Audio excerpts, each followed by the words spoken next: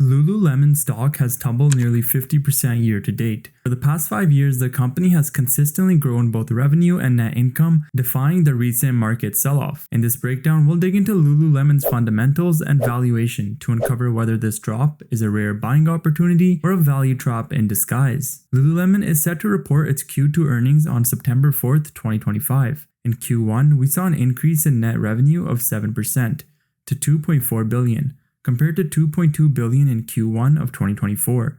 This increase was primarily due to a 21% increase in net revenues from the China mainland. While North America increased only 3%, the rest of the world saw an increase of 16%. So why is this important?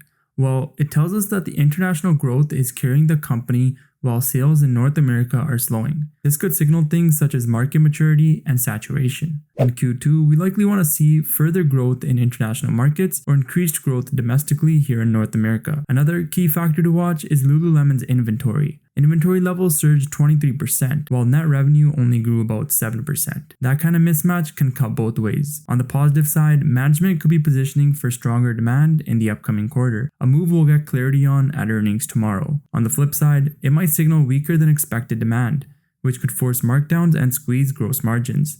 Either way, it's something to pay close attention to as it could signal future growth or slowdown. In terms of shareholder value, Lululemon has been repurchasing its shares to return value back to its shareholders. In Q1, they repurchased 1.4 million shares for a total cost of $430.4 million. This signals a few things, but most importantly, it shows the company's confidence in their financial position.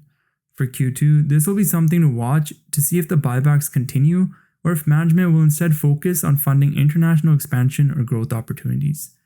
Now, Lululemon reaffirmed its full-year revenue outlook at $11.15 to $11.30 billion, but they lowered EPS guidance to $14.58 to $14.78, down from the $14.95 to $15.15 mark, citing margin pressure from tariffs and higher costs. As of September 3rd, 2025, Lululemon is trading at $198.53, far below its yearly high of $423.32, a drop of 53%.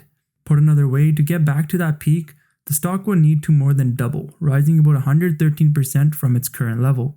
The key question, is such a rebound realistic given the company's current valuation? Let's take a closer look.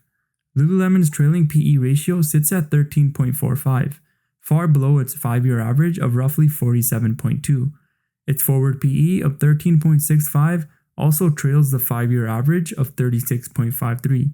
Simply put, based on these metrics alone, the stock is trading at a significant discount compared to historical levels. Even against the S&P 500's average PE of 25.15, Lululemon remains notably undervalued. Lululemon's 5-year expected non-GAAP PEG ratio currently sits at 1.37, about 37% below its 5-year average of 2.17, compared to the broader consumer discretionary sector, which averages 1.81. The stock is trading at a roughly 24% discount. From Wall Street's perspective, Lululemon should be trading at an average target of 270.82, suggesting a potential upside of roughly 36% from its current price of $198.53. The highest price target sits at $500, which implies a 152% upside, which I think might be ambitious in the short term. Among the 34 analysts covering the stock, opinions are split. About 50% recommend holding and the other 50% suggest buying. So with that, if you enjoyed today's analysis into Lululemon, drop a thumbs up and subscribe to the channel. Let me know your thoughts on the stock in the comments below, and as always, thanks for watching. I'll see you in the next one.